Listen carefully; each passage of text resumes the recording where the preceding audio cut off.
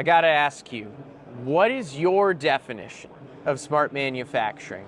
And also, what would you say it means to have a smart manufacturing mindset? Two-part question to kick things off.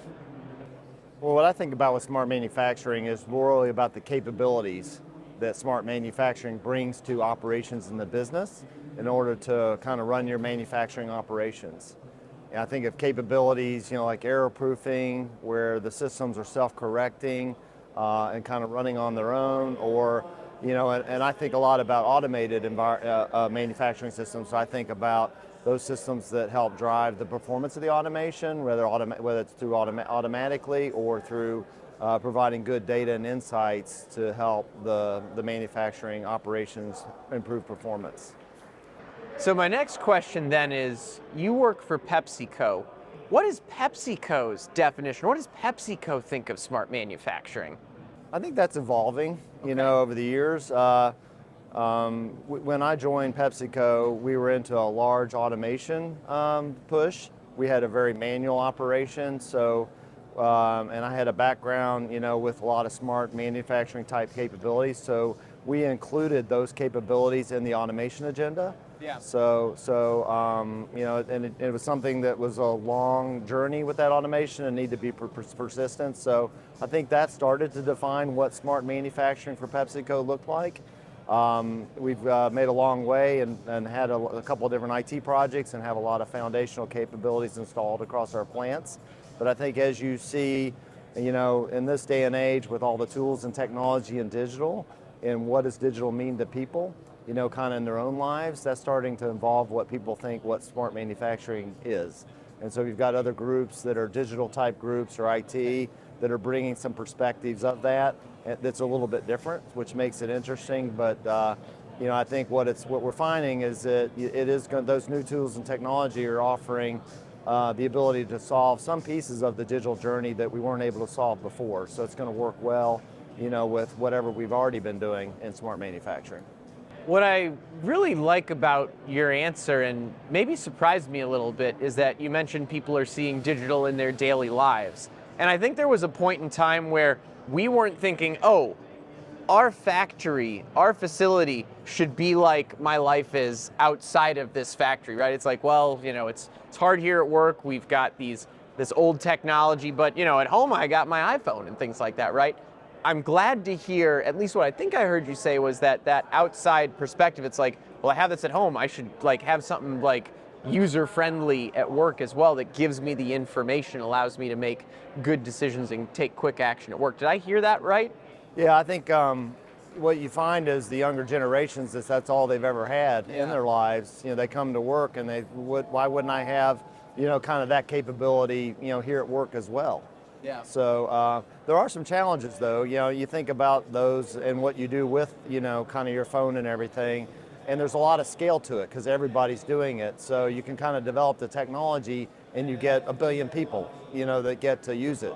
When you start to look at supply chain, we have the physics of things, in our supply chain, and there's all the software and application over the years that have grown up to help drive your supply chain operation. So, and the scale of the users is way, way, way smaller than us as personal. So it takes time to really, be able to develop, that kind of experience, for the employees that's more holistic that way. So they tend to find they have some tools and technologies, but they're a little bit siloed and maybe not as user-friendly as what they're used to. So that's like the next phase of the journey, is starting to change the experience that they have. Okay. Almost like the tools and the technology won't really change that much, but the experience, is what needs to change. Well, I like that. You're not, what I love about that is you're not focused specifically on the tools and technology. Like you just said, you're focused on the experience. And I think that's what I hope manufacturers take away from this interview. It's like, hey, tools and technology make it happen, but you got to keep the experience front of mind. Something unique about your role is you're the Senior Director of Supply Chain Engineering. And I want to get your perspective. This is changing gears a little bit. How much of your time is focused on strategic transformational efforts versus day-to-day activities? Yes. Yeah, in the beginning, when I first joined and started getting involved, or if we really have some big new changes coming in, I spend a lot of time on strategy. Okay. Because what I find is we've got to get the strategy right, both in terms of like the capability the business is needed, and the technology, how you're going to do it, and really the alignment with all of the partners that are going to be using that technology. Because if you get that right, then you're really, what you're going to deliver is going to be, kind of on point. And so, but, if all you talk about is strategy, but you don't, ever, really kind of accomplish things and change the experience of your partners, then you kind of lose your momentum. So that's where it's key then to get into the tactics and you get into the day-to-day to be able to, deliver those next set of priorities. Or, even if like there's issues of things you've already put in place, you've got to be able to effectively jump in and support them and keep them going so they work. I mean, the kind of the worst thing can happen is you put a technology out there and then this just has problems, and so then users will kind of go away from it and it's hard to ever get them back. So you've got to make sure you take care, of that part of the day-to-day so that their experience is something that they enjoy and that they then you get momentum to get more of it, and deliver more new additional capabilities.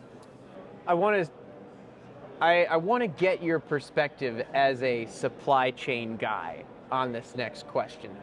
Does supply chain have the most to gain from digital transformation as opposed to other departments like finance, engineering? And this is kind of a world according to Rick question. What are your thoughts on this? Well, it's a little bit back what we already hit on, which was the personal experience, within digital. So think about, your own experience and what has it impacted it? Well, you get advertisements, come to you for what you think you need that then drives you to something you want to buy. So I really think, marketing and sales are on the forefront, of these digital technologies.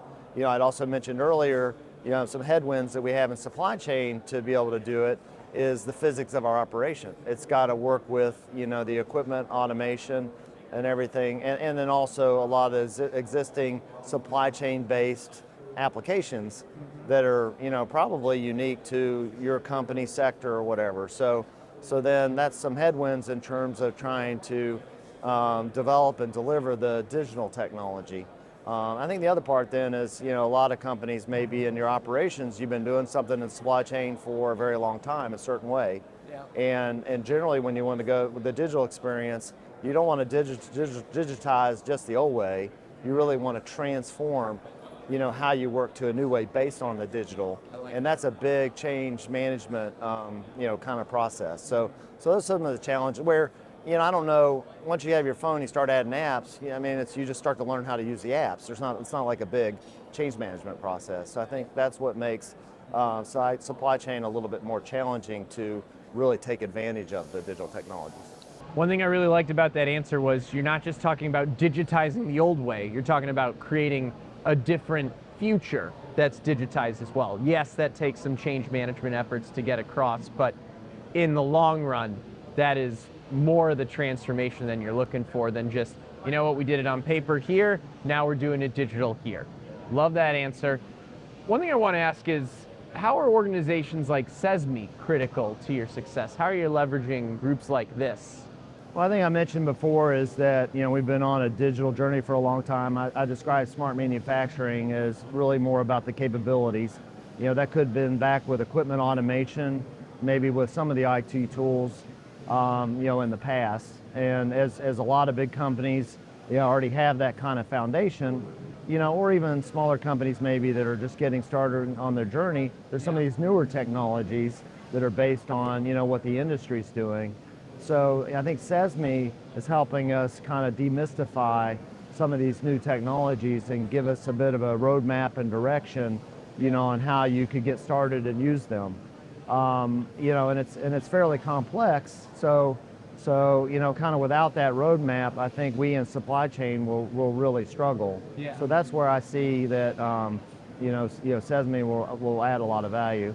And I've had that experience in the past, maybe back in the automation world, where there's been automation, or control standards. They helped us, and our suppliers, get building blocks to be able to solve the equipment automation solutions more effectively. So I see CESMII helping us do this more in the digital area. Yeah. So my last question then is an action for the audience. What would you say is your number one piece of advice for particularly large manufacturers, since that's the world you're in as well, that are stuck in their digital transformation, smart manufacturing journeys? How do you get unstuck?